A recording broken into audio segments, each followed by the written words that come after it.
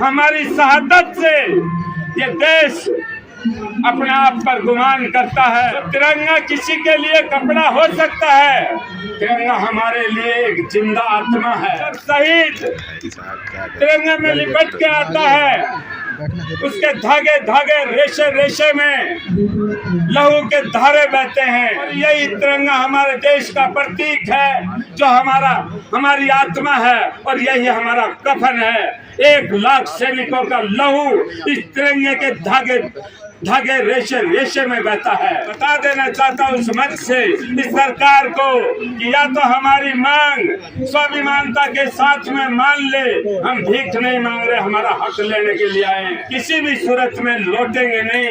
हमें सीने में गोलियां खा सकते हैं और हम पीछे नहीं हटने वाले हैं। मैं पूर्व सैनिक गुलाम हुसैन राजस्थान के गोरे धोरानी मिट्टी से आया हूँ, और सैनिक होने के नाते देश की मिट्टी हमारा नमक है, वर्दी हमारा कफन है, राष्ट्र हमारा धर्म है, तिरंगा हमारा निशान है, यही हमारी पहचान है। उत्तर भी हमारा है, दक्षिण भी हमारा है, पूर्व भी हमारा है, पश्चिम भी हमारा है। हमारे सीने खोल के देख लो, पूरा हिंदुस्तान हमारा है। आज मेरे सामने जो सैनिक है, ये समझो कि पूरा भारत बैठा है। अफसर दिमाग है, जेशो रीढ़ की हड्डी है, तो जवान और एनश्योज हाथ और पांव है। अगर हाथ पांव नहीं हो तो ना रीढ़ की हड्डी काम करेगी और ना दिमाग काम करेगा। काम भी करेगा तो कुछ नहीं होगा। तो इसलिए हम एक हैं, ना हम हिंदू, सिख, ईसाई, मुस्लिम, जाति, धर्म, हमारा सिर्फ एक ही धर्म है। हम भारत के, अपने वतन के प्रहरी हैं। राष्ट्रीय एकता, सांप्रदायिक सौहार्द के हम प्रतीक हैं। हम ना खेत के लिए लड़ते हैं, ना जाति के लिए लड़ते हैं, ना हम आस्था के लिए लड़ते हैं, ना हम भाषा के लिए लड़ते हैं। हम लड़ते हैं तो देश की सीमाओं की सुरक्षा के लिए लड़ते हैं और आज़ादी की रक्षा के लिए लड़ते हैं। हमारी जिम्मेवारी देश की सीमाओं की रक्षा करना ही नहीं, आज़ादी की सुरक्षा करना भी है।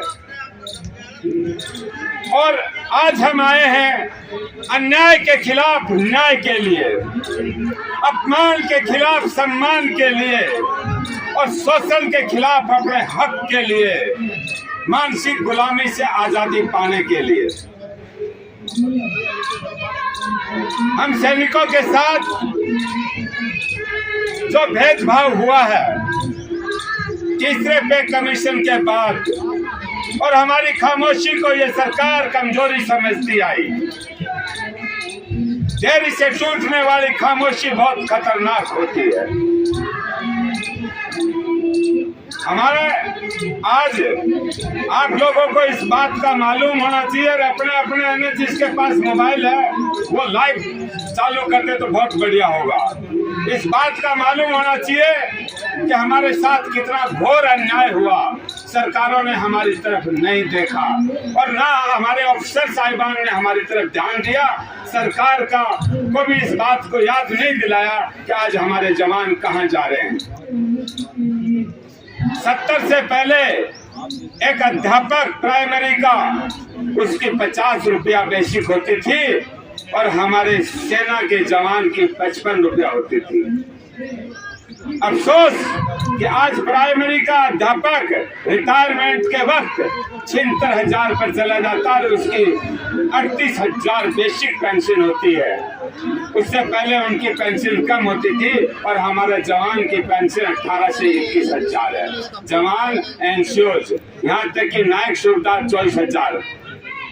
आज 25,000 रुपया जो फोर्थ ग्रेड का केंद्र का कर्मचारी है, चाहे वो स्टेट का कर्मचारी है, और हरियाणा को उठा लेंगे तो हरियाणा में तो ये ले आए 8, 16, 24, 32 4 जंप होते हैं, उसकी तो और ज्यादा लगती है। क्योंकि हमारे को ये लाभ प्रमोशन का नहीं मिलता। हमारे को ये प्रमोशन का लाभ 4, 8, 12, 16 के हिसाब से नहीं मिलेगा, तब तक हम पेंशन में पिछड़े रहेंगे। बहुत बारीकी से हमें अध्ययन करने की जरूरत है। हमारे वेतन भत्तों में काफी विसंगतियां हैं और ये देख लो कि आज एक टीचर रिटायरमेंट पे 38,000 रुपया पेंशन ले रहा है, जो प्राइमरी सेक्शन में टीचर लगा हुआ, 3rd ग्रेड का टीचर, प्राथमिक अध्यापक, और हमारा जवान एनसीओज वो 18 से 21,000। तो हम कहाँ खड़े हैं? हमारी जो 70 से 75% होती थी उसको ये 33% पे गिरा दिया। हमारा नहीं हुआ बेसिक का हक, क्योंकि हम दोनों लाइनों को टच नहीं करते थे। ना हमारी 60 साल उम्र होती थी और ना ही हमारी 33 साल सर्विस होती थी। और सेना को यंग रखने के लिए सर्विस का पीरियड साल के हिसाब से कम है, हमारा वर्किंग पीरियड है वो उम्र से भी ज्यादा है। जैसे कोई ऑनरेडी कैप्टन 32 साल सर्विस करता है तो उसका वर्किंग पीरियड 96 साल के बराबर है। जो 24 साल हौलदारी की करता है उसकी वर्किंग पीरियड 72 साल के बराबर है। और 17 साल जो जवान वर्किंग करता है, ड्यूटी करता है, उसकी 51 साल के बराबर है। क्योंकि हम 24 घंटे के रन हैं, 24 घंटे रन रहते हैं, 8 घंटे ड्यूटी वाले नहीं है। उनका वर्किंग पीरियड हमारे से कम है। बेशक उनकी 33 साल सर्विस है, लेकिन वर्किंग पीरियड निकाल लेंगे तो उनकी साल में 150 दिन छुट्टी है और 200 दिन ड्यूटी है, और उस 200 दिन में उनकी 8 घंटे ड्यूटी। बहुत कुछ है करने के लिए, और हमारे अफसर साहिबान ने भी हमारे तरफ ध्यान नहीं दिया और हमने भी कभी अपनी तरफ ध्यान नहीं दिया। नहीं लगती मेरे नाम के आगे अकलबंदी, मेरे पास डिग्री तो नहीं है, माना कि मुझे चेक पे दस्तखत करने नहीं आते, अपने हुनर से लोगों के दिलों पे नाम लिख दिया करता हूँ। आज हम सेना के जवानों को सड़कों पर आना पड़ रहा है। इस बेहया, बेशरम, बेगैरत सरकार को शर्म नहीं आती, हमें शर्म आती है कि आज हम सड़कों पर हैं। सेना को धरना प्रदर्शन करने की जरूरत नहीं पड़नी चाहिए। सरकार को खुद से खुद हमारे हक और हकूकों का ख्याल रखना चाहिए।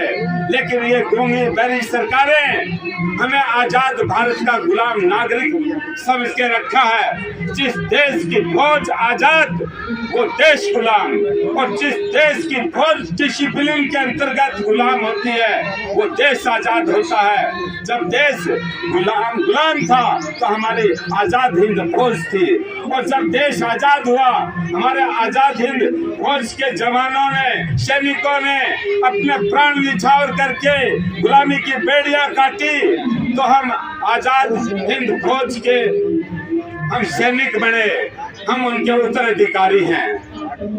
आज हमारी शहादत 1 लाख सैनिक शहीद हैं।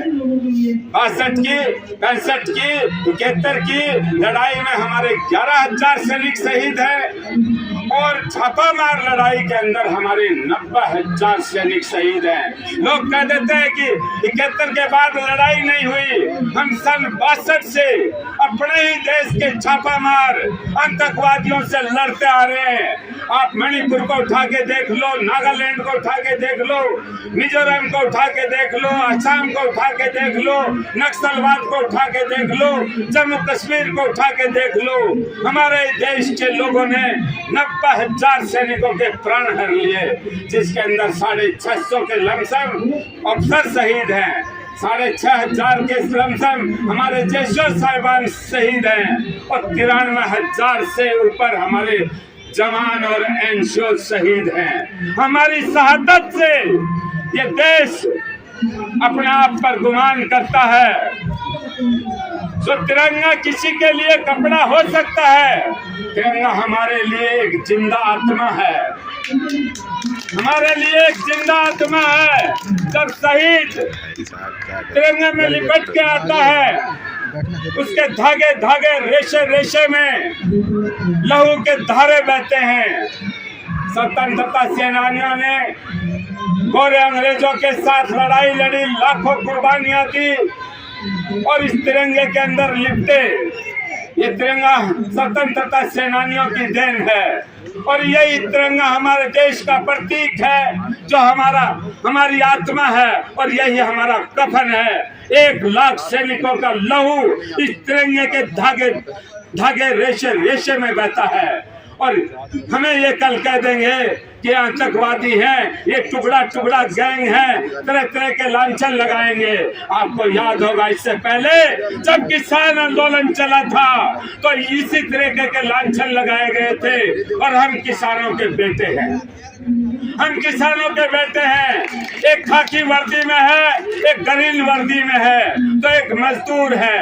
ये देश अगर है तो किसान और किसान के बेटों से, जो खाकी वर्दी और ग्रीन वर्दी में हम देश की सीमाओं की रक्षा और सुरक्षा करते हैं, और हमारा मजदूर गगन को चूमती इमारतें खड़ी करता है। किसान तीनों मौसमों का मार झेल करके, जमीन का सीना चीर करके अन्न पैदा करके देता है। तो आज हमें ये ना हो, मैं बता देना चाहता हूँ उस मंच से इस सरकार को कि या तो हमारी मांग स्वाभिमानता के साथ में मान ले, हम भीख नहीं मांग रहे, हमारा हक लेने के लिए आए हैं, या तो बाइज्जत हमें हमारा हक लौटा दे, वरना हम हर हाल में अपना हक तो लेके रहेंगे, हम पीछे नहीं हटेंगे, हम किसी भी सूरत में लौटेंगे नहीं। हमें सीने में गोलियां खा सकते हैं और हम पीछे नहीं हटने वाले हैं। जब दुश्मन की ललकार होती है एक सैनिक को, तो पैरों में जवानी नाचती है, हाथों में ताकत आ जाती है, सीने सुलगने लगते हैं, आंखें चश उठती हैं, दिलो दिमाग सरगोशा करता है युद्ध की कलाओं के लिए, और ये कदम आगे बढ़ते हैं विजय श्री पाने के लिए, इंच इंच करते जाते हैं, वतन की मिट्टी जख्मों पर लगा करके आगे बढ़ते जाते हैं, तब से निकल आते हैं।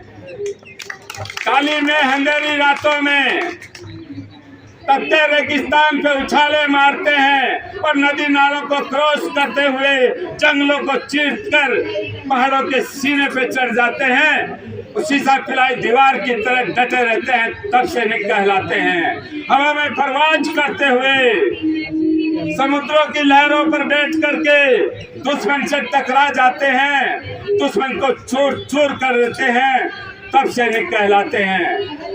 ऐसे ही नहीं है सैनिक कहलाते, हम सिर्फ एक ही भाषा जानते हैं, हमारे देश का स्वाभिमान सर्वोपरि रहे, हमारे देश का सर किसी के आगे झुके नहीं। तो इस देश की सरकार को चलाने वाले सरकार के नुमाइंदों को भी चाहिए कि हमारे सैनिकों का सर किसी भी सूरत में झुके नहीं। हमें हर हाल में जो 3rd ग्रेड का एक टीचर होता है उसकी जो बेसिक पेंशन है उससे कम हमें मंजूर नहीं, उससे कम हमें किसी भी सूरत में मंजूर नहीं।